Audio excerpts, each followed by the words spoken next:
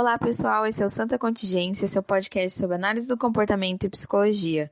Meu nome é Milena, sou psicóloga analista do comportamento, consultora organizacional, acompanhante terapêutica, além de criadora do GEAC-PP. Oi, pessoal, tudo bem? Eu sou o Guilherme. Eu também sou criador do grupo de estudos em análise do comportamento de Presidente Prudente e trabalho como psicólogo clínico. E Mi, você agora tem uma nova atribuição, que não é tão nova assim na sua vida, mas você voltou a ser psicóloga clínica.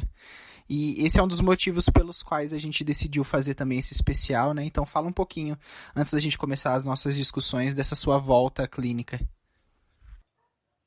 Não era uma pretensão tão logo na minha vida voltar aos atendimentos clínicos, mas eu admito que sempre tive interesse, sempre tive curiosidade e sempre gostei dos atendimentos clínicos enquanto estudante, enquanto acadêmica. E após a conclusão da faculdade, eu caminhei para outros locais, outras funções dentro da psicologia e larguei um pouquinho a clínica de lado. Mas, seja lá o destino ou não, ou simplesmente rearranjos de contingências que levaram com que eu voltasse agora a atender. Estou com um caso, assim, bem interessante, bem novo, do qual eu acho que eu não tive contato precedente, que são algumas queixas que eu não tive contato durante a graduação, mas está sendo um caminho bem legal e poder reler e me aprofundar cada vez mais nos conceitos clínicos e nas atividades clínicas está sendo uma atividade nova e também muito legal para mim. Com essa volta da Milena à clínica e como a maioria das pessoas do GEAC também são psicólogos clínicos e muitas pessoas perguntam para nós sobre psicologia clínica, a gente decidiu fazer esse especial que começou no nosso último episódio. Então, se você não escutou, a gente fez um especial falando um pouco do que é a prática clínica analítico-comportamental. Então você pode escutar, esse episódio é um episódio inicial de introdução, ele já está disponível em todas as plataformas digitais. E hoje a gente tem o segundo episódio desse especial, que a gente já começa a falar do trabalho em si, que é a sessão inicial. Esse trabalho inicial que para alguns psicólogos recém-formados talvez seja assustador, que é essa primeira sessão de terapia, mas que depois, com o tempo e com o trabalho, e conforme essas questões e a própria autoconfiança do profissional vai progredindo, isso vai ficando um trabalho mais habitual.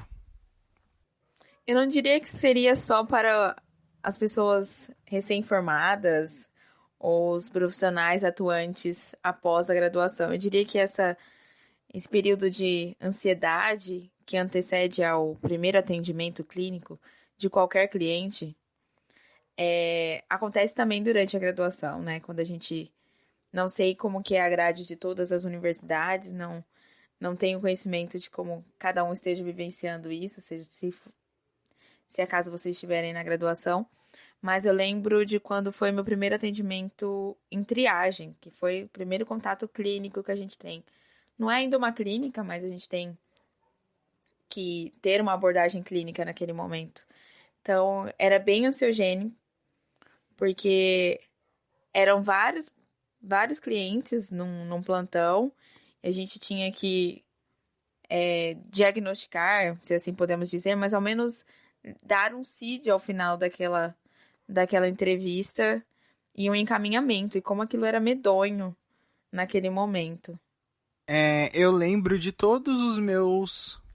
de todas as minhas primeiras sessões com os clientes, né, que a gente não chamava assim na graduação, mas com todos os pacientes da faculdade.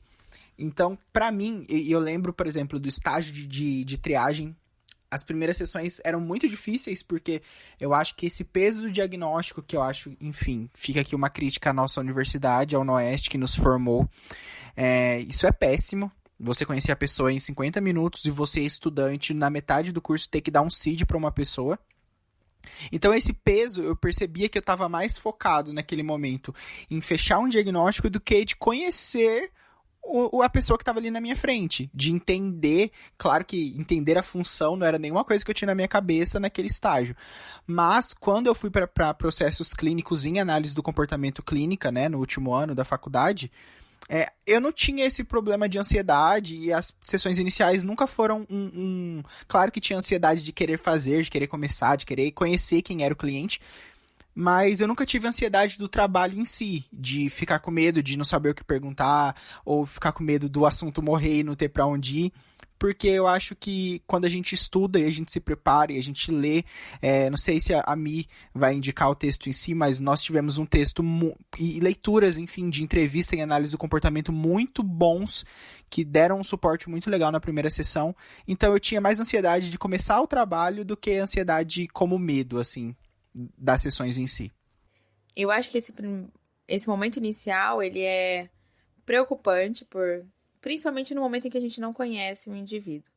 Eu imagino assim, a gente trouxe aqui duas situações. Você trouxe o momento de atendimentos clínicos e o momento da triagem. Na graduação, pelo menos na nossa universidade, normalmente a gente tinha, no momento da triagem, um contato inicial zero com o indivíduo, ou seja, a gente não tinha nenhum conteúdo pregresso dele, do qual a gente pudesse ter noção do que fazer, de como gerir aquela situação. Já no atendimento clínico, esse indivíduo já havia passado pela triagem, ou seja, já havia algum registro dele no nosso sistema e a gente tinha acesso a isso. E, felizmente, pela abordagem que escolhemos e pela nossa supervisora, a gente tinha como acessar isso, ela compartilhava isso com a gente, compartilhava quais eram os pontos que ela queria que a gente abordasse nessa entrevista inicial, como ela queria que a gente conduzisse o caso, como ela visualizava tudo aquilo, fora aqueles indivíduos que já estavam em algum tratamento anterior, do qual ela também nos orientava. Então, tinha um preparo. Aí, quando a gente transfere isso para a situação de profissionais, se não é um cliente que te acompanhou da graduação para a vida profissional, o que pode acontecer com muitas pessoas, se é um cliente novo, a gente vê de novo naquela situação da triagem, um pouco ansiosos, porque a gente não conhece qual é a bagagem daquele cliente, quais são as motivações que levaram ele à clínica. E eu lembro que eu me questionava muito, isso lá quando eu tinha terminado a graduação mesmo, quando eu pensei em iniciar atendimentos clínicos, quando eu já estava tateando a organizacional. Minha preocupação era muito grande com o primeiro contato do cliente, que normalmente é via celular, WhatsApp, ou a comunicação normalmente era via telefone mesmo, mas normalmente WhatsApp. E eu tinha medo de que o cliente viesse questionar muitas coisas, viesse perguntar muitas coisas, ou ele viesse relatar alguma coisa ali de imediato e eu não pudesse atender, eu não pudesse abraçar ou acolher aquela queixa inicial ali naquele local, né? Era necessário que eu estivesse num setting, num ambiente controlado, do qual eu conseguisse manejar as contingências de forma que favorecesse a relação terapêutica e não ali numa conversa do qual eu não tô vendo ele, ou do qual eu não tenho contato com ele. Então, acho que esse era a principal coisa que me preocupava. Deixa eu só fazer um apontamento. Eu acho que essa questão, eu tenho a mesma opinião que você e trabalho e faço do mesmo modo que você faz, guardando as informações terapêuticas para a terapia em si, mas tem psicólogos que já no contato inicial com o telefone ou outras formas que a pessoa é encaminhada, eles já pedem. Eu lembro de escutar isso de alguns professores, por exemplo, assim, professores da psicanálise. Eu lembro de um professor nosso que no contato telefônico ele já dava uma espécie de atendimento para a pessoa. Então a pessoa já falava um pouquinho qual era a queixa, de uma forma bem assim, simplista, e ali eles já conversavam um pouquinho sobre o que se tratava ou não aquele encaminhamento para terapia. Mas eu, assim como você, eu mantenho todos os contatos mais profissionais no WhatsApp, marco horário, e eu já acho que é um ponto bem interessante pra gente debater aqui, que é como o cliente vem atrás da gente como psicólogo. Então, gente, isso, sei lá, acho que 90% das pessoas chegam: oi, Guilherme, me indicaram você, ou vi você na página do GEAC, etc. Queria saber quanto é a sua sessão. Gente, isso assim, se não é 90%, 95% dos clientes chegam dessa forma. Aí, se a gente fala de psicólogo talvez recém-formado, etc., já tem uma ansiedade ali de querer começar a atender, de querer falar o preço e com medo que o cliente vai embora se o preço for muito alto. Dicas e um pouco assim, a gente vai falar da nossa experiência do que a gente faz. Nós sempre, enfim, eu falo por mim e pela Milena porque nós conversamos disso a vida inteira. Nós sempre conversamos, nos apresentamos. Oi, eu sou o Guilherme, sou psicólogo, realmente sou analista do comportamento, o que é muito legal de você identificar a sua abordagem para o cliente, porque tem cliente que entende ou clientes que vão pesquisar, isso já mostra como é o seu trabalho. E uma coisa que é imprescindível, vamos marcar um horário para a gente conversar, se conhecer, e aí eu te explico como é o pagamento, como funciona a terapia, pode ser? E de verdade, todas as vezes que eu nunca tive problema da pessoa chegar lá, conversar comigo, fazer a primeira sessão, e a gente expor o preço e a pessoa falar, ai, não quero. Porque assim, acho que esse já é uma primeira forma de você demonstrar cuidado com essa pessoa. Porque você tira um pouco. As pessoas pensam em terapia, elas não pensam no primeiro momento que é um investimento em cuidado. Elas não pensam que elas estão ali fazendo investimento na saúde mental delas. E sim, elas pensam no gasto que elas vão ter. Então, assim, a gente já começa a trocar um pouco a chavinha da terapia nesse primeiro discurso, quando fala, vamos conversar primeiro, deixa eu te conhecer, deixa eu ver o que é que você precisa, e o valor é importante? Mas vamos conversar primeiro sobre o que é a terapia, depois a gente fala sobre essas questões de pagamento. Não, eu concordo plenamente, sigo com as mesmas regras que você. O contato inicial com o cliente é sempre assim, ele pergunta sobre os valores, honorários, e a gente sempre traz ele para uma sessão inicial, um encontro inicial, do qual a gente vai conversar sobre isso. E eu acho que isso é bem tranquilo quando a gente pontua para o cliente que vamos deixar para conversar isso numa primeira sessão, vamos trazer, vamos marcar um horário, qual horário fica melhor para você, e expor para ele uma agenda é mais fácil do que se você ficar ali debatendo valores.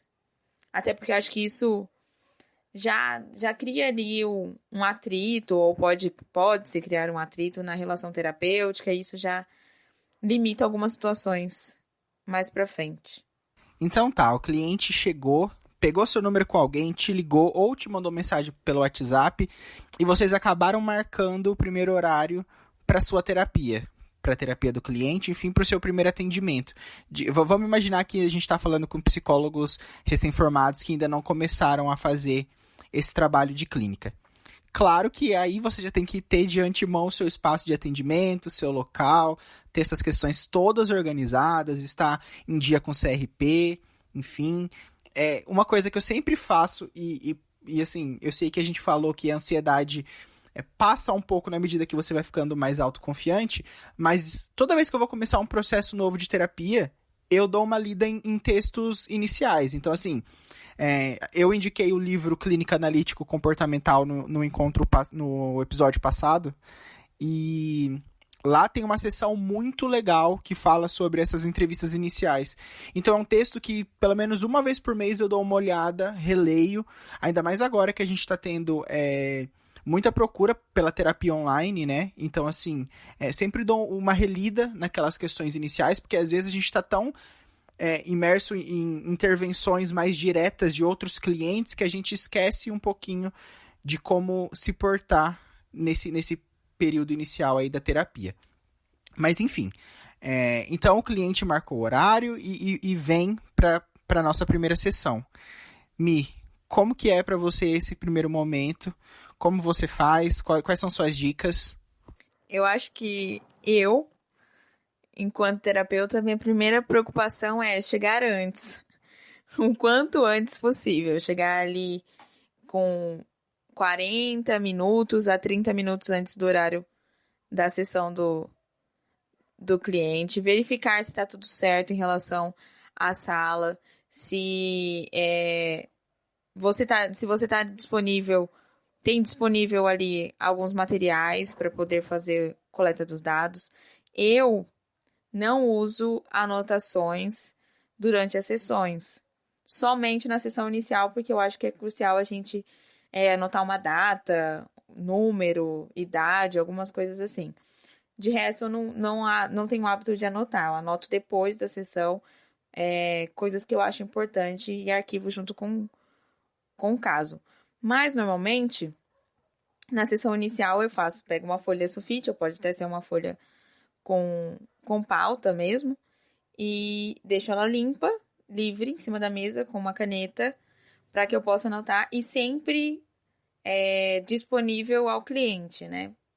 De maneira que ele não se sinta interrogado e nem que aqueles dados sejam exclusivos meus. Então, eu sempre tento deixar a folha meio de ladinho e as minhas anotações são sempre pontuais. Eu pergunto, você falou qual número mesmo? E aí eu anoto, e aí confirmo com ele e vou anotando. Fora isso, eu acho que uma coisa importante, eu não sei qual é o local que cada um está atendendo, é explicar o funcionamento da clínica. Explicar que isso é uma coisa que eu faço no atendimento por WhatsApp. Passar o endereço e explicar que é importante que ele chegue no horário, porque a gente tem um atendimento fechado e logo após poderemos ter outros atendimentos e que eu não vou poder estar prolongando o horário de atendimento dele. Então, isso é uma coisa que eu explico como que ele vai acessar a clínica, se tiver que tocar um interfone, se tiver que conversar com uma secretária. Eu acho que essas são as coisas importantes para a gente dar de inicial, assim, para o cliente. Sim, concordo. E aí o cliente chega na clínica com todas essas nossas informações e com essas ideias de funcionamento, e a gente tem que estar preparado e sabendo que nosso papel ali é ajudá-lo da melhor forma possível. Então, assim, sei que a gente tenta debater essas questões, mas, assim, a aparência do psicólogo é muito importante para o cliente. Nessa sessão do livro, do livro de clínica analítico comportamental, lá eles falam que, assim, um cliente muito bem vestido e muito bem enfeitado, muito bem, assim, muito demais, vamos colocar assim, pode dar medo em alguns clientes, na mesma medida que um psicólogo muito relaxado pode dar a impressão que ele não está dando conta nem da própria vida. E isso também serve para os nossos clientes, assim, olhar para as vestimentas no momento inicial é importante, porque isso pode dar ideia de um certo tipo de funcionamento dele. E aí é muito importante também que, ainda mais se você atende em prédios comerciais que não tenham só psicólogos que trabalham lá, que você tenha um bom relacionamento com a recepcionista, que a recepcionista saiba o tipo de cliente que você está atendendo, para que ela seja uma pessoa para que já seja uma audiência não punitiva ali na recepção também. Porque se você imaginar que a pessoa vem para terapia e a gente sabe que na maioria das vezes as pessoas vêm para terapia quando o aversivo está em alta magnitude e essa pessoa está sofrendo em tempo real com algumas situações. Então a gente tem que já começar desde a recepção a fazer com que a configuração e o reforço positivo esteja ali. Então, felizmente, ter uma recepcionista, no nosso caso, meu e da Milena, muito simpática, é de grande valor para nós dois. Inclusive, hoje, só um exemplo, assim, para a gente fechar esse assunto, não é nem um trabalho inicial, mas hoje eu continuo atendendo um caso presencial de uma criança com um diagnóstico de TOD, um caso um pouco mais sério. E hoje eu precisei conversar com o pai dele e a mãe dele não estava, e ele precisou ficar na recepção por alguns minutos com a recepcionista enquanto eu acertava questões de pagamento com o pai e algumas outras conversas. E a recepcionista parecia uma segunda psicóloga ou quase uma T ali conversando com ele. Foi extremamente empática, conversando, dando atenção, sendo muito legal com ele, sabe? Eu fiquei muito feliz, assim... Falei, caramba, que bom que a gente tem uma recepcionista nesse prédio que saiba e que entende o tipo de paciente que a gente está recebendo aqui. E eu sei que com outros pacientes ela também é dessa mesma forma. Então, assim, ter uma recepcionista que trabalhe de um modo condizente com o papel da psicologia é muito importante também. Então, ok, o cliente chegou, foi abordado pela recepcionista, foi indicado para entrar até a sala. E aí, o que acontece, né? Então... A partir do momento que você recebe o cliente, eu acho que a principal coisa é você... A gente já disse que a gente se apresentou no WhatsApp, mas pessoalmente é importante que a gente também se apresente, explique há quanto tempo, sei lá, se é necessário ou não, mas que diga qual é a sua função ali, explique qual é o tempo de formação ou não, se tem alguma questão específica do qual você trabalha. Isso são coisas importantes. E depois disso se mostra disponível a ouvi-lo. Explica que aquele ambiente é um ambiente de interação sua e dele, que todos os conteúdos ali falados serão mantidos em sigilos, que você não vai levar os conteúdos dali de dentro para outros âmbitos, que ele possa confiar naquela relação, que ele possa se sentir seguro naquela relação, e que toda situação que seja aversiva ou que seja incômoda para ele, que ele se sinta à vontade para relatar para você. Mas eu acho que nesse primeiro momento, depois de dizer sobre tudo isso, o cliente muitas vezes pode estar muito ansioso, seja para um relato desesperado de um sofrimento que está concomitante àquela situação ou que já vem acontecendo há bastante tempo, ou seja, por não conhecer o atendimento clínico, que acontece com muitos e muitos e muitos clientes que chegam ali e nunca passaram por um atendimento clínico e não sabem por onde começar, o que falar, e ficam muito esperando do terapeuta que possa conduzir aquele momento.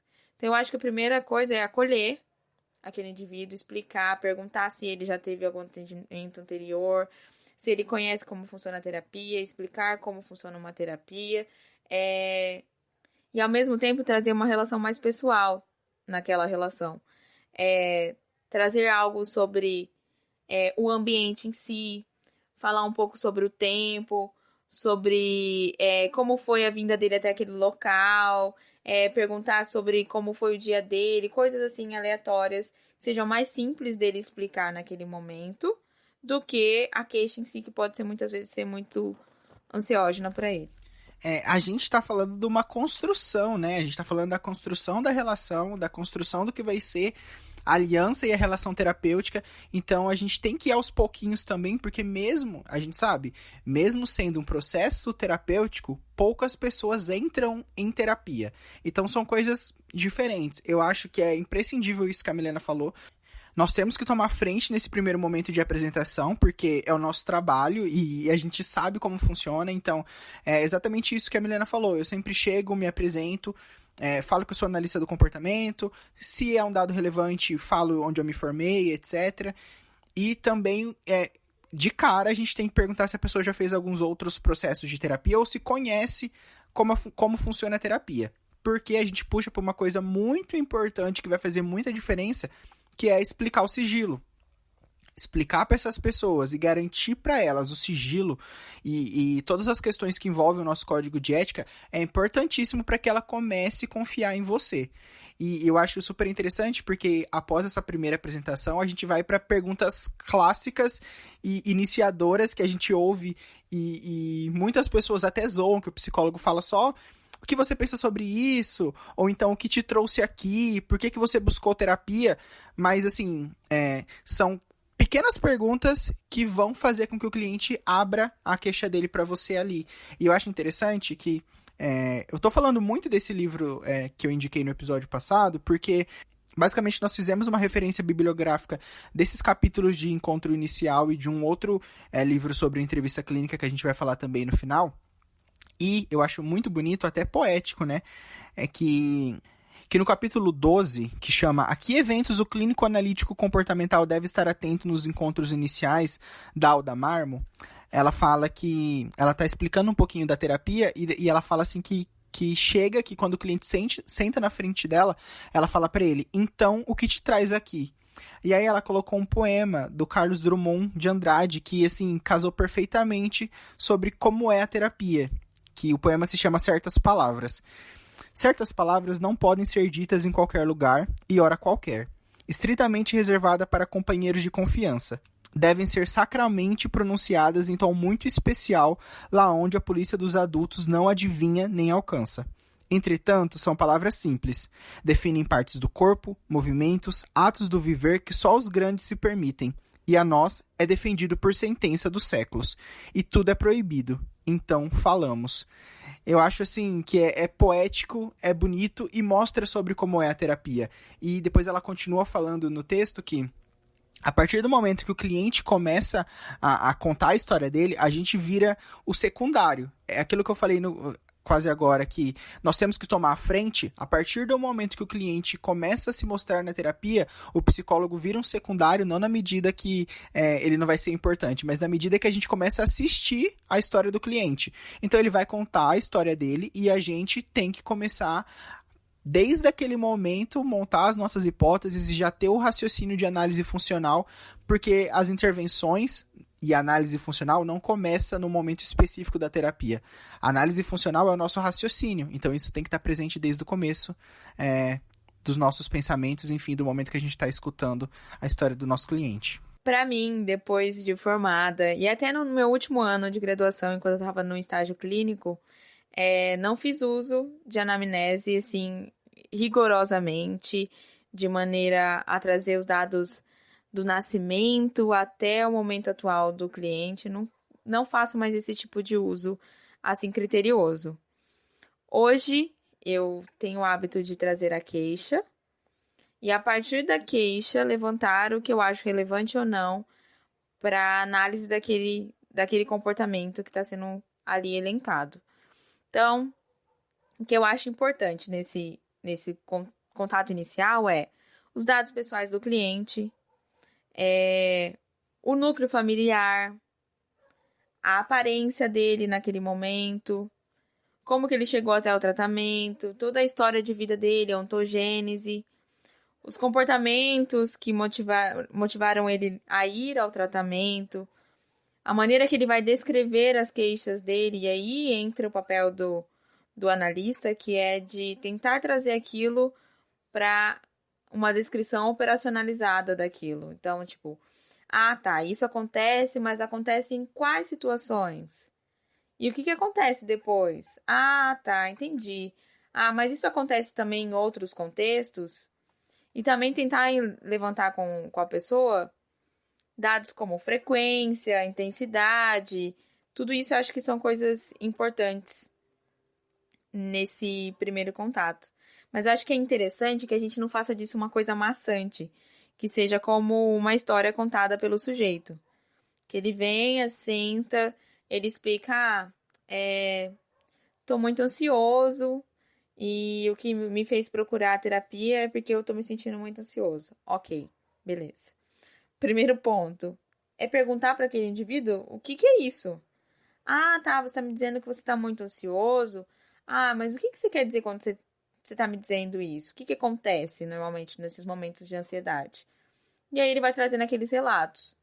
Depois, eu acho que é uma forma muito fácil da gente conseguir levantar dados é pedir exemplos. Se é uma coisa que eu faço em quase todas as sessões, e na sessão inicial com certeza, é pedir exemplo de tudo. Então, se ele falou, eu tenho insônia, eu pergunto, me dê um exemplo dessa insônia. Eu sou ansioso, me dê um exemplo dessa ansiedade. Eu fico bravo em tal situação. Me explica, me dê um exemplo de como você fique bravo. Então, eu sempre peço exemplos, porque essa é uma maneira de eu conseguir entender aquele comportamento, seja ele topograficamente, ou seja no contexto em que ele acontece.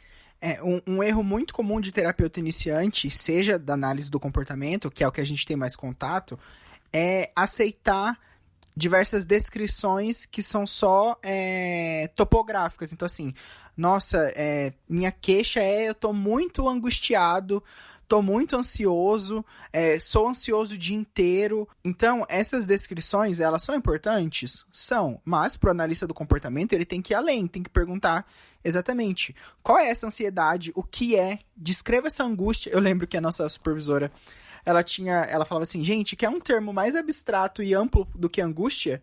Porque angústia pode ser um misto de respondente com operante que a gente não tem nem ideia. Angústia para mim é uma coisa, para outra pessoa é outra.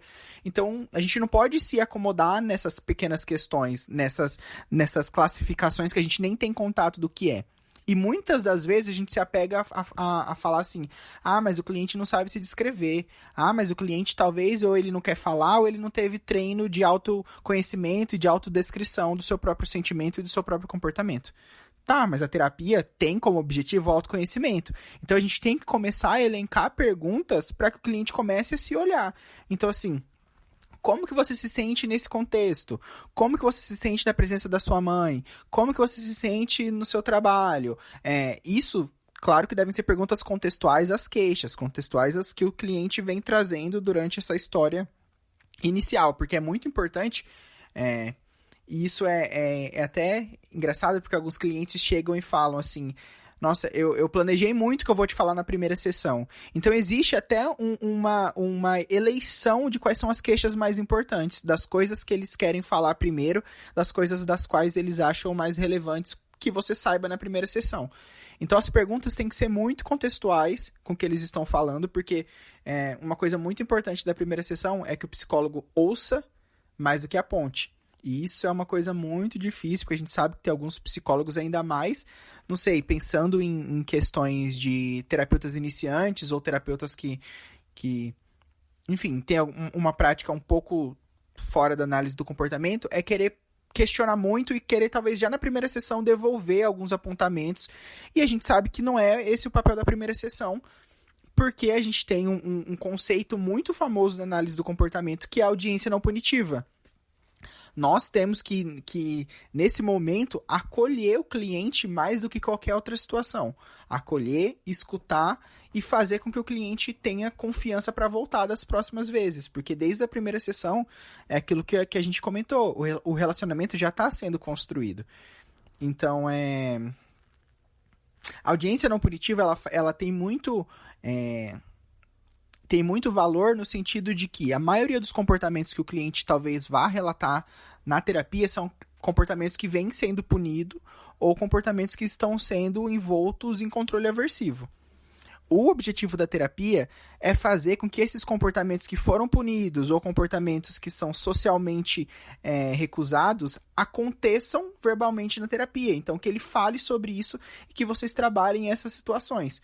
E o único modo de você fazer isso é trocando o controle aversivo desses comportamentos para um controle positivo. Então, reforçando positivamente essa descrição verbal de comportamentos que anteriormente foram punidos. Ok, a gente explicou sobre a estrutura um pouquinho inicial, sobre a estrutura de desenvolvimento dessa entrevista inicial, mas o que acontece se acaso o meu cliente seja ou prolixo, que traz muitas informações e não entra no conteúdo em si, na queixa em si, ou que seja um cliente que não responde ou não desenvolve a queixa? O que eu faço diante disso? Então, primeiramente, eu acho que o maior medo que eu tinha, hoje em dia não tenho mais, de pegar os clientes fechados, né, entre aspas, os clientes que não respondem muitas coisas, enfim, que não desenvolvem o assunto. Eu acho que, como a gente fala de clínica e de atendimentos, etc., dificilmente a pessoa tá ali contra a vontade dela. Talvez em atendimentos infantis, etc., mas são outros casos. Então, um mínimo de vontade, um mínimo de empenho tá envolvido ali para ele ter ido na terapia, ter ido para o atendimento. Então, e claro que vai ter clientes que vão responder aquilo que você perguntar e não vão desenvolver. A dica é: continue perguntando, faça perguntas que sejam abertas e não que ele possa responder com sim ou não. Então, assim, e eu lembro de ter muito isso na faculdade, a faculdade me treinou muito para essas questões, fazer perguntas abertas. Então, perguntar como é o seu dia a dia. Isso quer dizer também como a análise do comportamento nos ensinou a investigar esses assuntos. Então, a gente nunca vai falar assim, mas o seu... mas é bom no seu trabalho? Ou, mas o relacionamento com a sua mãe é ruim? Sabe, até nisso a gente acaba colocando um juízo de valor em cima, quando a gente infere algumas dessas questões de bom ou ruim. Então, manter perguntas abertas. Então, como é o relacionamento com a sua mãe? Como é o seu dia a dia no trabalho? Quais são seus hobbies? O que você gosta de fazer no tempo livre? Porque na primeira sessão, e claro, gente, e você não vai conhecer o cliente na primeira sessão.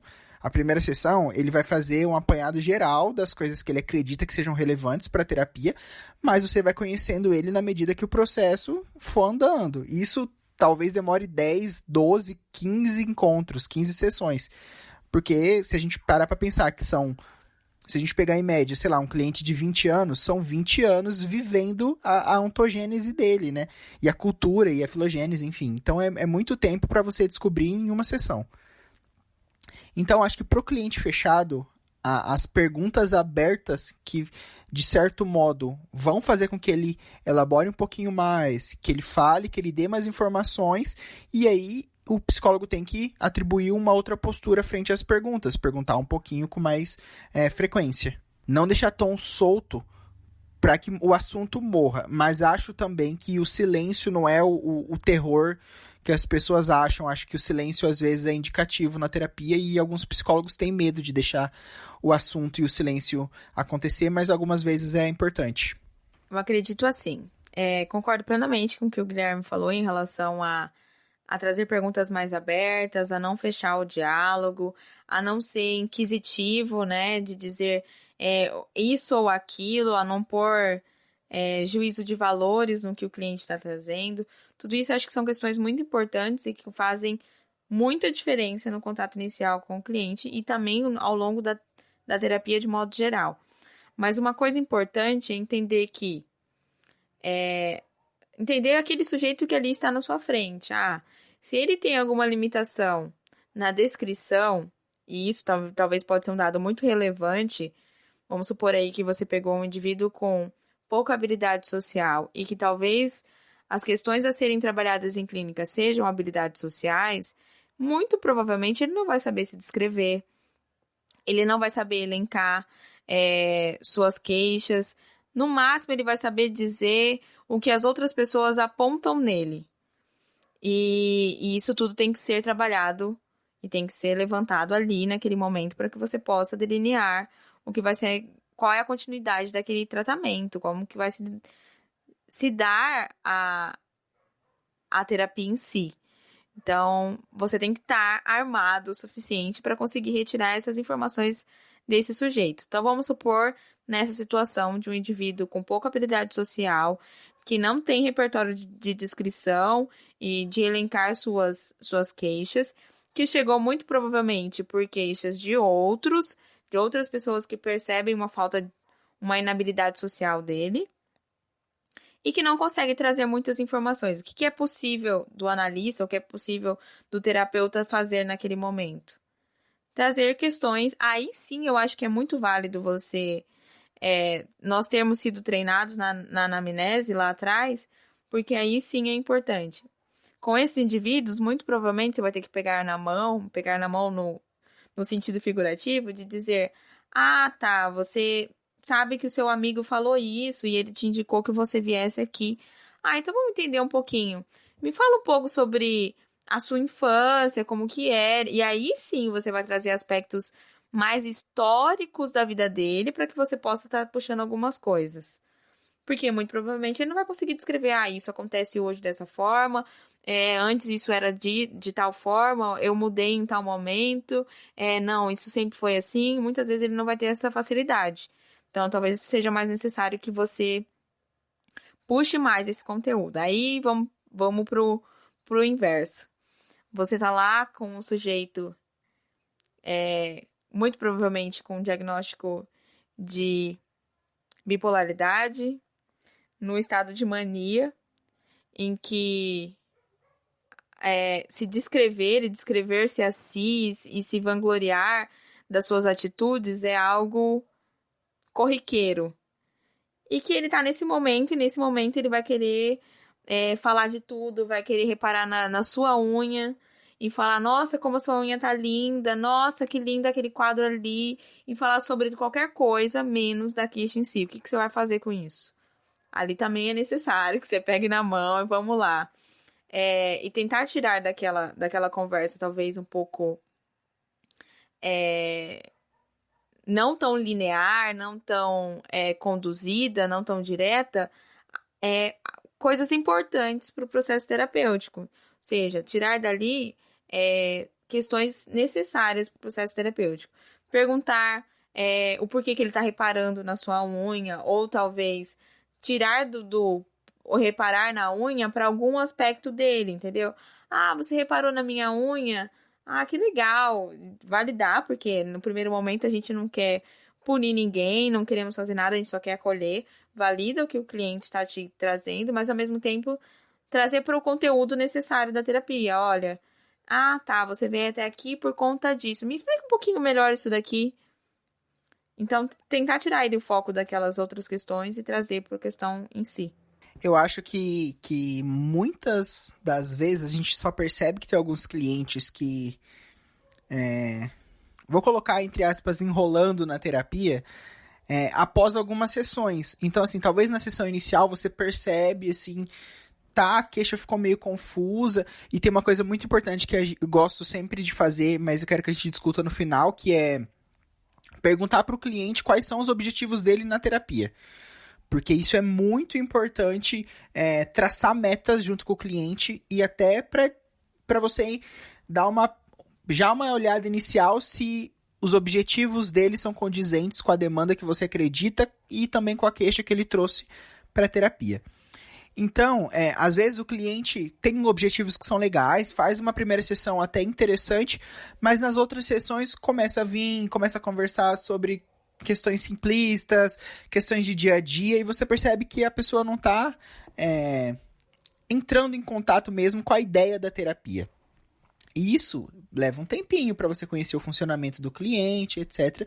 Mas é importante que quando você perceber que isso está acontecendo, você explicar como funciona a terapia. Então, todas as vezes que eu me deparo com questões assim, hoje em dia não mais, eu percebo que isso acontecia, talvez não, né? Tem a ver também com a minha falta de habilidade enquanto terapeuta no começo, que era falar, olha, a terapia, a gente tem que usar esse tempo para essas questões. Lembra desses seus objetivos? A terapia pode te ajudar nisso, nisso e nisso. E eu percebo que para você é muito mais fácil a gente vir aqui e ficar conversando sobre como foi o seu almoço. Vamos analisar o porquê que para você é tão custoso falar sobre o que você sentiu naquela questão de trabalho? Então, assim, analisar também quais são essas esquivas do cliente. Analisar por que ele está se esquivando de entrar em contato com você. Às vezes, são clientes que não têm dificuldade de pagamento, são clientes que não têm dificuldade de horário, estão lá antes e se precisar remarcar, estão lá também. São clientes que, pensando um pouco no meu caso, eram clientes que foram muito punidos fora da clínica, pouca habilidade social, poucos amigos e que tinham ali uma atenção do terapeuta que, no caso, era extremamente contingente. Então, assim, não entrava em contato com questões internas e queria ir pelo caminho um pouquinho mais fácil. Então, assim, é sinalizar isso também. Sinalizar para ele que algumas esquivas estão acontecendo. Então, nós falamos um pouco sobre como acolher esse cliente, como trazer e desenvolver a queixa, elencar, tudo isso. E aí é importante que a gente entenda que isso tudo comita em algum local. Mas antes da gente dizer sobre o contrato em si, sobre o momento final, como dar fecho, como fechar essa sessão inicial, vamos dizer um pouquinho sobre o que é necessário, quais são as habilidades necessárias do terapeuta, seja na entrevista inicial, seja na terapia como um todo. Eu, particularmente, sempre fui de seguir modelos, e modelos assim quase à risca. No começo, quando eu não tinha uma habilidade muito refinada em algum conteúdo, seja na atuação seja na atuação profissional ou pessoal, eu sempre procurava modelos, e normalmente modelos escritos, né, na leitura de textos, exemplos de atuação, ou ainda, se eu tivesse oportunidade de ver algum vídeo, de ver alguma coisa, de ver pessoas fazendo isso. Durante a graduação, a gente tinha uma sala de vidro. Sala de vidro, modo de dizer, uma sala que tinha uma parede de vidro, uma janela de vidro, que de um lado, por conta do papel, né, do sulfilme, a pessoa que está do lado que está atendendo não consegue ver as pessoas que estão na sala ao lado, e as pessoas que estão na sala ao lado conseguem ver a pessoa que está atendendo, ou seja, é tipo aquela sala policial em que as pessoas ficam observando o que o indivíduo está fazendo lá dentro. E muitas vezes nossos professores usavam isso para ensino de habilidades clínicas, terapêuticas, de abordagem do cliente e tudo mais. E eu me lembro de nossa primeira supervisão clínica, a nossa supervisora levou nós para essa sala e não tinha como ela colocar todos os alunos ali para que eles pudessem experienciar essa situação, mas ela escolheu a dedo aqueles que ou ela queria levantar alguma hipótese dela de trabalhar alguma habilidade ou de trazer alguma coisa, ou aqueles que ela queria que servisse de exemplo, que ela tinha alguma certa ideia de que eles pudessem auxiliar na explicação. E eu, felizmente ou infelizmente, fui uma dessas escolhidas, e ela já havia dito que tinha grandes expectativas, não estou me vangloriando aqui, mas ela tinha grandes expectativas no meu desempenho clínico, mas que ela nunca tinha visto, só havia visto o desempenho acadêmico em si, e que ela queria colocar em prova algumas situações. E no caso específico meu, ela moldou a situação para que fosse uma cliente, a suposta cliente, né?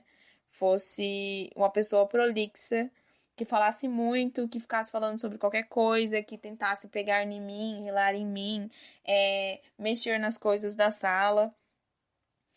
E isso tudo fez com que eu trabalhasse uma série de coisas do qual ela foi elencando depois.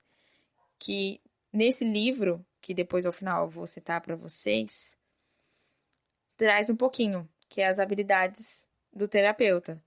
Habilidades empáticas, que ele elenca aqui como estar atento, ouvir, dar atenção ao que o sujeito está falando, se colocar no lugar, entender o contexto, tudo isso se engloba nas habilidades empáticas, sem manter alguma espécie de julgamento. Depois disso tem as habilidades não verbais, e aqui vem aquelas que para mim são as mais dificultosas, mas que a gente pode exemplificar aqui e poder conversar um pouquinho.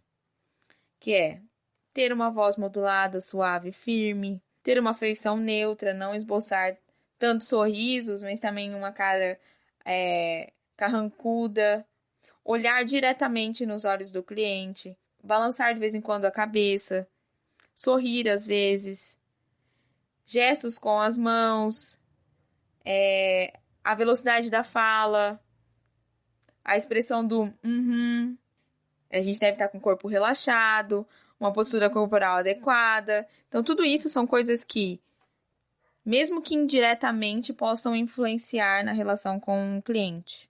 Eu acho que, apesar de ser o nosso trabalho, da gente estar sob controle da nossa profissão, a gente tem que ficar sob controle do que realmente está acontecendo ali, que é você estar conhecendo uma pessoa. Então, você tem que estar interessado no que a pessoa está te contando. Mas, uma coisa que eu acho que é o diferencial e que, para mim, enquanto analista do comportamento, abriu a minha cabeça, que é o raciocínio da análise funcional. A análise funcional, ela não é um momento da terapia que você, enquanto terapeuta, vai sentar e vai montar as análises funcionais. Para você montar análises funcionais, você tem que fazer perguntas que levem àqueles questionamentos. Então a gente percebe, e de vez em quando eu e a Milena, enfim, nós falamos sobre isso com o pessoal do GEAC, e às vezes a gente é chamado por alguns estudantes para corrigir umas análises funcionais ou ensinar até fazer análises funcionais. E aí você pega alguns casos clínicos e a pessoa quer montar uma análise funcional e você percebe que ela não fez perguntas para embasar a análise funcional. Então não tem como você colocar um comportamento, um antecedente e a consequência se você não perguntou qual foi. Então assim, desde o primeiro momento, gente, de verdade, a análise funcional, ela é a nossa melhor amiga dentro da análise do comportamento. Ainda bem, né? É uma ferramenta muito bem feita e muito bem utilizada. Então, quando o cliente te relata alguma coisa, tenta identificar o contexto, pergunta qual foi o antecedente, pergunta qual foi a consequência, e a gente tem perguntas simples para delimitar essas coisas. Como que você se sentiu? Como que foi para você depois que sua mãe te falou aquilo? O que aconteceu depois que você teve essa atitude? perguntas que são simples, mas que são importantíssimas para começar a moldar o nosso pensamento para as nossas hipóteses, que é uma coisa muito importante da análise do comportamento, e depois para as nossas intervenções também. Eu acho que é importante até para a gente devolver para o sujeito essas análises, né? Porque eu acho que o objetivo terapêutico a longo prazo é que ele também venha a se envolver com essa análise, que ele venha trazer esse discurso analítico para dentro da terapia e que em algum momento ele não seja mais necessário o nosso auxílio nisso tudo. Mediante tudo isso, acho que uma coisa que sempre eu me questionei era como que a gente fecha a entrevista inicial? Simplesmente eu espero o cliente parar de falar, eu corto a conversa e falo, vamos falar sobre outro assunto e vamos fechar esse assunto. Eu mostro para ele que o tempo está se esgotando. Era uma coisa que eu me preocupava muito nos meus primeiros atendimentos clínicos, ainda na graduação. Mas aí com a leitura eu fui me habituando. E eu acho que para mim uma das coisas que tem mais funcionado nesse quesito é ser pontual no que eu quero que o cliente traga. Então, é claro que conforme ele for findando um assunto e eu estou percebendo que o momento da terapia, o horário da terapia tá acabando também, sei lá, eu tenho 10 minutinhos só e ele tá terminando um assunto, obviamente eu não posso iniciar outro porque eu não vou conseguir colocar um ponto final naquilo. Então, o ideal seria que eu aproveite esse gancho dele estar finalizando um conteúdo, tá finalizando uma fala, e já levo ele para o próximo passo, que seria levantar, elencar as queixas, levantar os objetivos, que é o momento final da terapia antes da gente estabelecer o contrato. Ou, se acaso o cliente não está finalizando e o momento está passando e você precisa finalizar, você tem que ser empático o suficiente para dizer que você está entendendo que aquilo é muito importante, o que ele está trazendo, mas que a gente pode deixar para a gente abordar esse assunto com mais a fundo em um outro momento, e que agora você gostaria de conversar alguns pontos que você veio percebendo durante a conversa com ele, que a gente poderia finalizar por ali, levantando algumas coisas importantes para a terapia. E eu acho que esse é o momento crucial da gente conversar com o sujeito. E eu acho que eu, pelo menos, nunca tive nenhuma situação que o cliente tenha desgostado do fato de eu ter falado que a gente precisava finalizar o assunto e deixar ele para um outro momento. E o quanto isso já é uma variável de que o cliente se sentiu à vontade com você. Se ele tá falando muitas coisas, é que ele quer que você conheça ele. Então você usa isso como motivação para ele voltar para a terapia. Uma das questões muito importantes é que a gente tem que conduzir a terapia de forma, claro que com questões muito simples de acolhimento, com questões de empatia, mas também a gente tem que mostrar e construir uma confiança para que o cliente tenha motivação para voltar depois e para que o processo terapêutico se inicie. E já indo para o final da sessão em si, eu acho importantíssimo esse momento dos objetivos, que é a gente questionar quais são os objetivos, o que o cliente espera da terapia. Objetivos concretos. É sempre muito importante construir junto com o cliente objetivos concretos, porque isso são nortes que a gente se apega ou não para olhar para onde o cliente quer ir e entender se aquilo é condizente com a demanda. E a gente sabe que estudantes de psicologia, isso fica muito claro para a gente durante a graduação, que queixa e demanda são coisas distintas, diferentes. Então, assim, entender se os objetivos eles são condizentes com a demanda que o cliente tem. E é muito legal porque força o cliente a já ter um primeiro raciocínio, de pensar como ele quer que a vida dele seja, o que ele espera, como ele se imagina daqui a um certo tempo. Então essa parte de objetivos é bem importante e eu aconselho que você, psicólogo que não conhecia essa pergunta, faça ela, comece a fazer, comece a treinar, faça um primeiro teste com algum cliente inicial. Eu acho que vocês podem se beneficiar um pouquinho das respostas que sairão dali. Antes de objetivar a terapia em si, eu sempre trago junto com o cliente também uma hierarquia das queixas, ou seja, muitas vezes o cliente vem com uma queixa específica e durante a parte da entrevista inicial ele vai trazendo outras coisas, outros pontos que ficam abertos e que eu acho que é muito importante que a gente, enquanto terapeuta, pontue para ele, olha, você me falou também um pouquinho sobre isso. Isso para você se configura como algo que você queira trabalhar, não sei o quê. E aí a gente vai trazendo juntos e vai elencando o que é importante, junto com o cliente. Mas acho que é importante nesse primeiro momento trazer para ele que o fato dele escolher um assunto ou um caminho, uma demanda como primordial, como primeira, não significa que a gente não vai abordar as outras, ou que elas não aconteçam concomitante uma coisa a outra. Então, por exemplo, é muito comum que um sujeito que tem uma dificuldade no âmbito de trabalho também tenha alguma espécie dessa dificuldade também no âmbito familiar. Então, não dá para trabalhar uma habilidade específica, um comportamento específico num contexto e em algum momento não generalizar ele para outros contextos. Então, é importante que a gente vai trazendo isso tudo para ele. Olha, o fato de você escolher trabalhar isso primeiro não vai ser excludente dos outros. Eu não vou deixar de trabalhar os outros. Nós vamos trabalhar os outros. Vamos dar uma ênfase maior para esse. E junto disso, trazer os objetivos. Tanto o primeiro encontro quanto as primeiras sessões que virão, que também vão ser de coletas de informação, coletas de dado, muita hipótese que o analista do comportamento tem que fazer, a gente tem que favorecer e aumentar as chances que esse paciente retorne para o processo, que é o que eu falei anteriormente, e também dando muito espaço e muito reforço positivo para que a relação terapêutica se estabeleça de forma empática, de forma simples, de forma verdadeira e de forma que seja confiável, tanto para o terapeuta quanto para o seu cliente. E a gente não vai falar de relação terapêutica aqui, porque nós vamos deixar um episódio específico disso, que é tão importante e que para a FAP, por exemplo, é a intervenção em si, a relação terapêutica, é a ferramenta de intervenção, e que é construída desde a primeira sessão. Sei que a gente, na primeira sessão, a gente está falando que é uma coisa um pouco mais simples, que são perguntas mais abertas, mas a partir daquele momento você já começa a se configurar como uma audiência não punitiva para o seu paciente, e isso vai segmentar como ele vai aderir ou não ao processo terapêutico. E aí a gente chega no final da sessão para o momento mais aversivo para o psicólogo, e ainda mais quando a gente fala de terapeuta iniciante, que é a questão de contrato. É uma coisa que eu percebo que vai ficando mais simples conforme a gente vai tendo confiança e vai valorizando o nosso próprio trabalho, mas é muito aversivo no começo, né? É muito, muito difícil falar sobre questões de pagamento.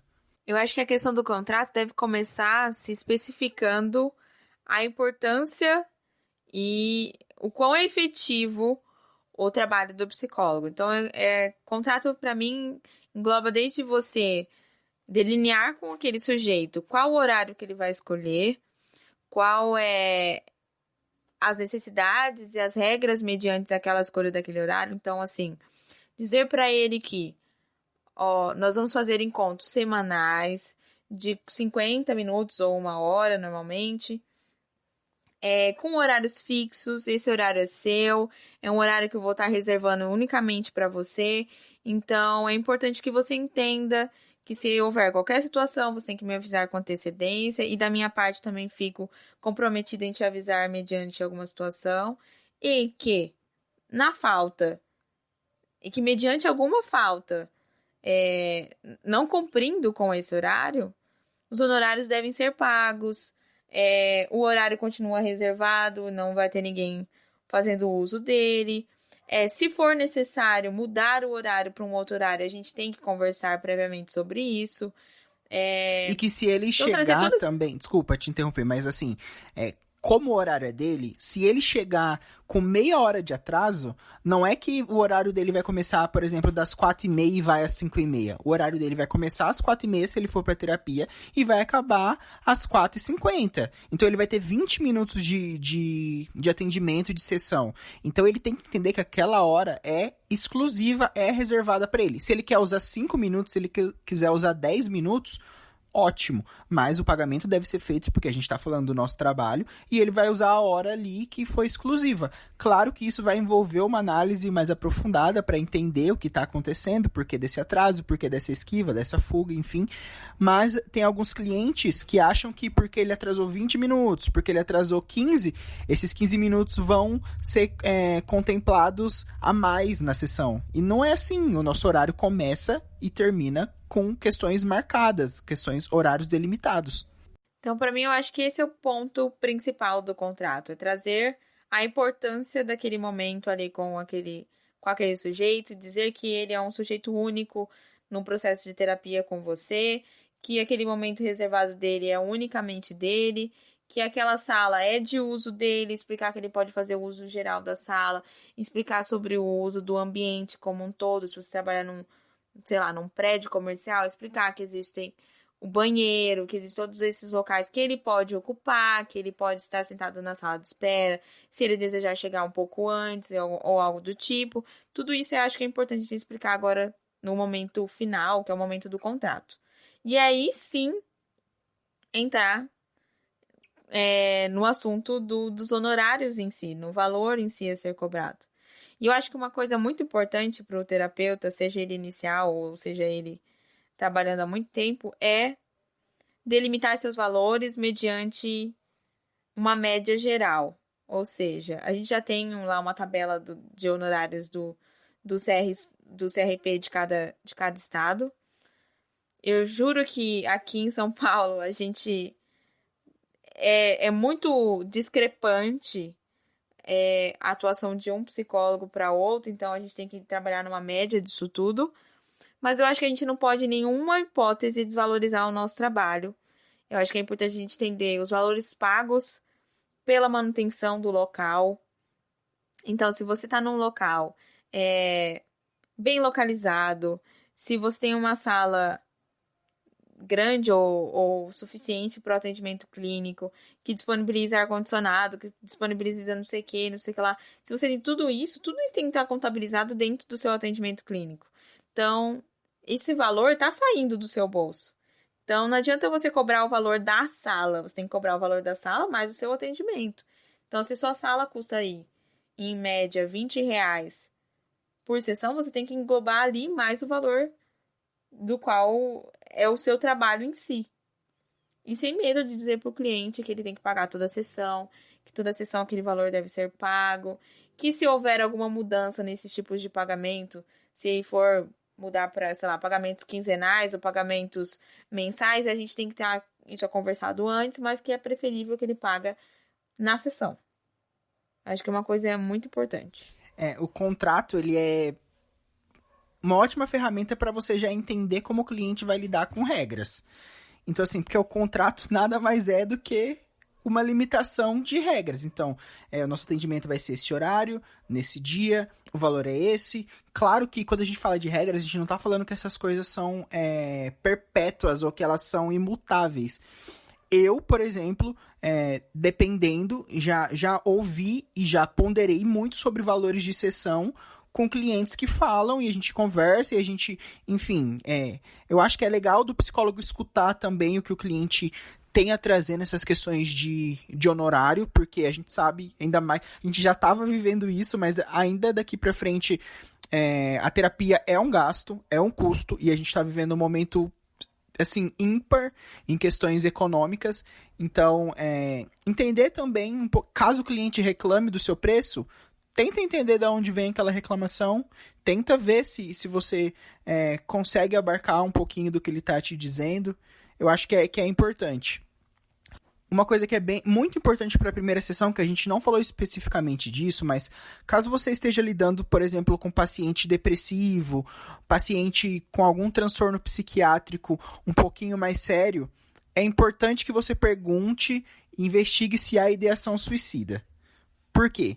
Caso exista a possibilidade ou que você investigue a iminência de atos suicidas, enfim, é importante que você pegue um telefone de contato de um familiar, de um amigo, de um namorado e coloque no contrato. porque a gente sabe que essas questões são muito sérias e é importante que nesses casos você tenha um contato a mais do que do cliente. Então, assim, seja de uma mãe, seja de um pai, para que caso você perceba um risco um pouquinho maior, você possa contatar outra pessoa. Uma dica para quem já lidou com muitos pacientes com ideação suicida. Já deixa no contrato. Isso é uma coisa que eu faço, eu tenho em todos os contratos. Deixa no contrato embaixo, pelo menos um espaço para 2 telefones de contato que não sejam da pessoa. Para que você não fale, você que tem ideação suicida, coloca o telefone da sua mãe aí, porque pode ser já uma quebra de confiança, mas você fala assim, no contrato aqui, por favor, coloca 2 telefones de confiança para que, caso eu não consiga contatar você, eu contate outras pessoas. Então você acaba colhendo telefones para sua segurança sem ser muito aversivo para essa pessoa. Foi só uma coisa que eu pesquei na hora, amiga, enquanto a gente estava falando sobre o contrato em si.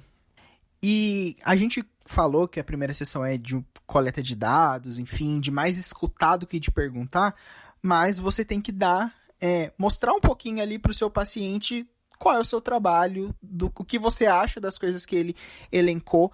E aí eu acho que a análise do comportamento ela funciona de forma perfeita para você explicar para o seu cliente no final, e coisas que eu gosto de falar no final da terapia. Que o processo terapêutico não é mágica, ele é um processo de trabalho que envolve tanto o cliente quanto o terapeuta. É um trabalho que os dois têm que andar juntos, que a terapia vai ser difícil em alguns momentos, porque a gente vai acabar entrando em contato com coisas aversivas, mas que nós estamos ali para ir juntos, com calma, com muita empatia, com muito zelo, e também que o comportamento é contextual, que não existe comportamento bom ou ruim, existe a sua história de vida, o modo com o qual você aprendeu a lidar e o modo que você lida agora. Então, tirar um pouquinho desse peso também, desse juízo de valor que a cultura faz sobre os comportamentos, explicar que o comportamento ele é uma interação, que existem questões ambientais que influenciam no modo que a pessoa se comporta, para tirar um pouquinho de culpa também das costas de algumas pessoas que vêm para terapia, às vezes, com o mundo nas costas, achando que elas são um problema. Mostrar um pouquinho esse caráter interacionista da análise do comportamento.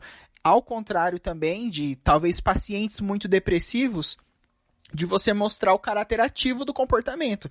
Dizer que nós não somos seres passivos no ambiente, que a gente se comporta, o nosso comportamento ele é uma ação e que nossa ação modifica o mundo e as consequências das nossas ações acabam modificando a gente também.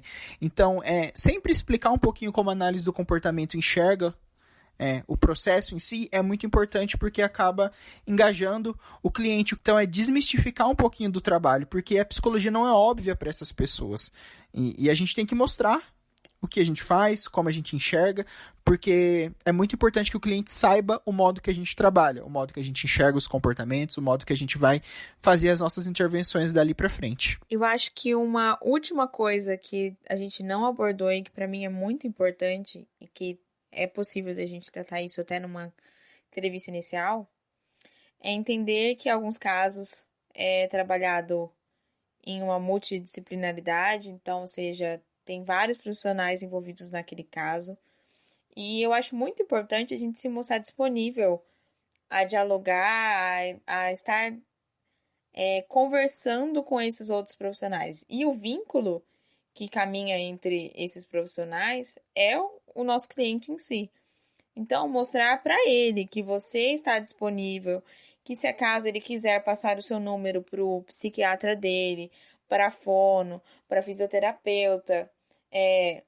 No meu caso, tem o cliente que quis passar o meu telefone para uma coach, do qual ele estava passando por alguns processos com essa coach. Ele queria que eu conversasse com essa coach, que eu fosse ver.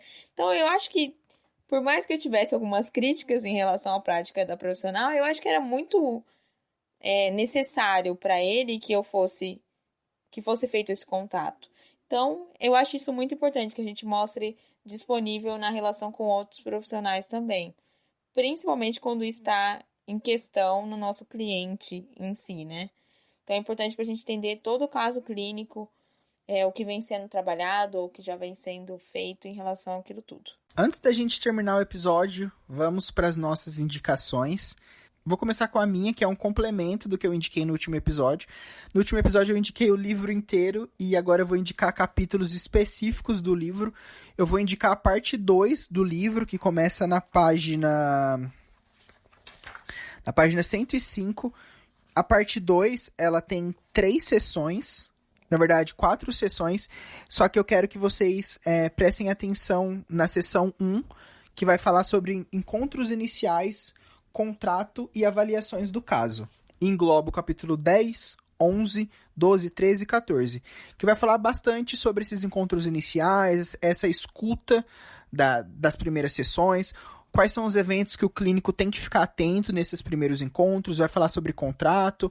É bem mais completo do que a gente fez aqui, que a gente fez um apanhado e um resumo de tudo, mas esse livro, que é o livro Clínica Analítico Comportamental, Aspectos Teóricos e Práticos, do Nicodemos Borges e do Fernando Cassas, ele é muito completo e é quase um manual. Sei que já vi muitas entrevistas deles falando que eles não queriam que fosse um manual de análise do comportamento, mas é quase um manual, assim, talvez seja o nosso trabalho mais completo para a clínica. Eu vou fazer uma indicação que é quase uma nostalgia acadêmica,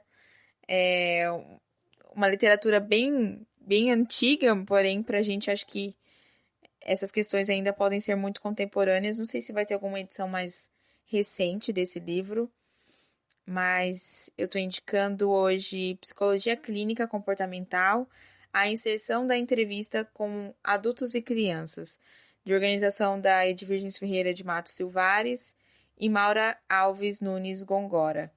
É um livro de 1998, e eu quero aqui em específico indicar o capítulo 2, que é um manual para entrevistas clínica inicial, que foi um dos textos, dentro desse capítulo, nossos professores tiraram um dos textos que nos guiaram na entrevista clínica e do qual a gente trabalhou na faculdade. E eu acho que o livro como um todo dá para as pessoas lerem, mas em específico esse capítulo 2. Uma questão meio nostálgica.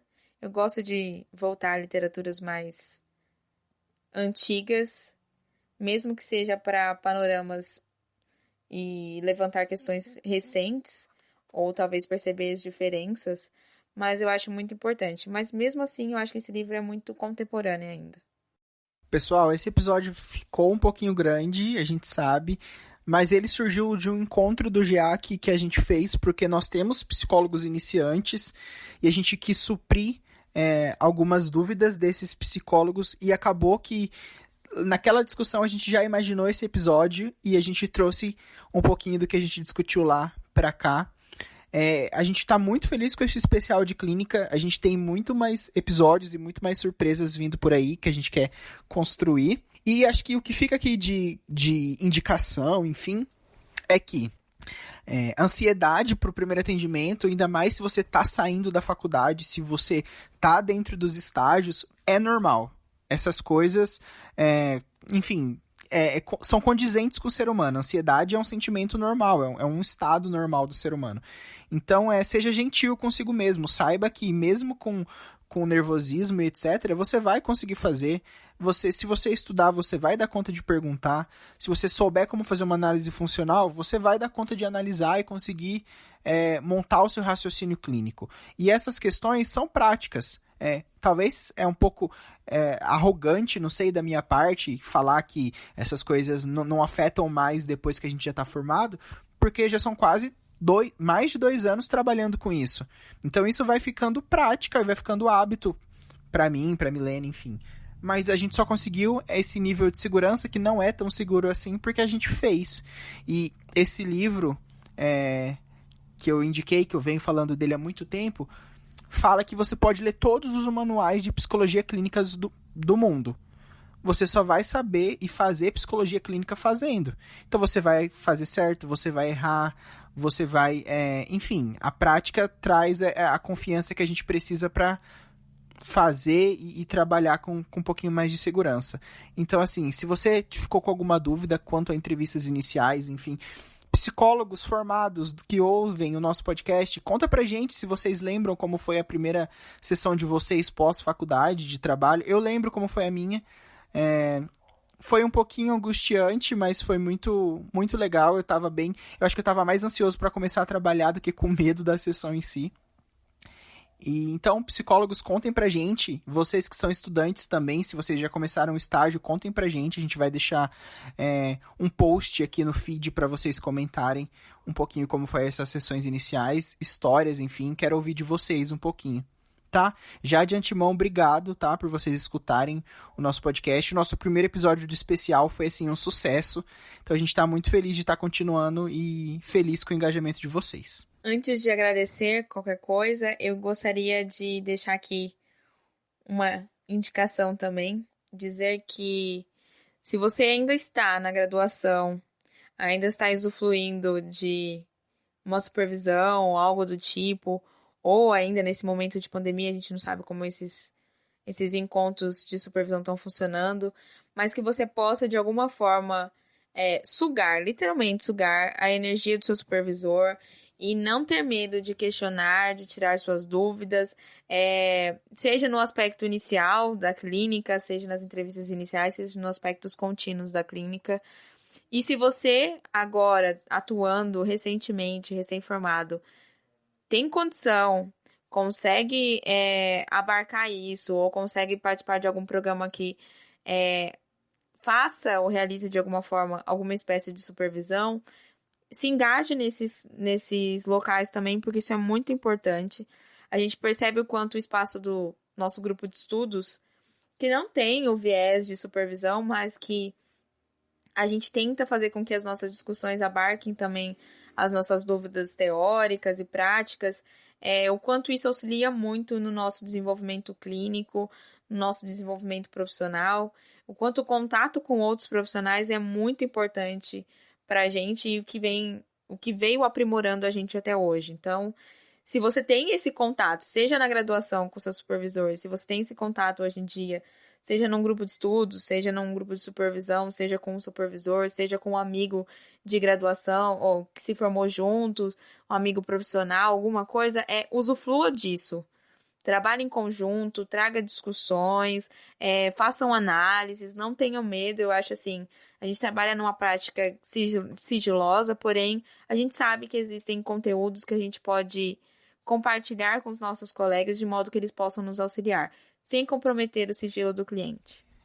E eu acho que é muito, muito importante que a gente seja, já falei isso, mas que a gente seja gentil conosco mesmo e com o nosso crescimento profissional, entender que as coisas levam tempo, entender que o conhecimento teórico é muito diferente do conhecimento prático e que a nossa prática profissional ela vai amadurecer. Não se cobrem tanto, sabe? A gente tem que estar preparado sim para atender, mas sabendo que nós não somos os detentores de todo o conhecimento do mundo. Essas coisas levam tempo e o trabalho também leva tempo. Então, assim, no que vocês precisarem, podem nos mandar mensagem, contem com a gente. Já fazendo uma propaganda, a Milena falou do nosso GEAC, o nosso grupo de estudos. Tem muito esse intuito de ajudar essas pessoas que estão iniciando. E que a gente gosta muito de falar sobre clínica, de prática clínica e fazer análise funcional, enfim. Então, talvez no futuro próximo a gente possa receber mais pessoas no nosso grupo também. E é isso, gente. Obrigado, tá? Para qualquer dúvida, qualquer reclamação, crítica, sugestões, nos procurem nas nossas redes sociais. Nós somos o @santacontingenciapod no Instagram. Nós também somos GEACPP no Instagram. No Facebook nós somos Grupo de Estudos em Análise do Comportamento. E o nosso e-mail é geac.pp@gmail.com. Deixe o seu feedback no nosso Instagram sobre o que você achou desse episódio. Se você repostar o nosso episódio, marca a gente, que a gente adora colocar vocês nos nossos stories. Muito obrigado, gente. A gente está muito feliz, muito animado com esse especial de clínica. E a gente está só no começo. A gente promete coisas muito legais para vocês. Obrigado, tá? Pelo carinho de sempre e até a próxima. Obrigada, pessoal, pela participação, por estar nos ouvindo mais uma vez nesses episódios especiais de clínica. E assim como o Guilherme falou, a gente promete outros episódios com continuação desse que serão muito especiais. Tchau, até uma próxima.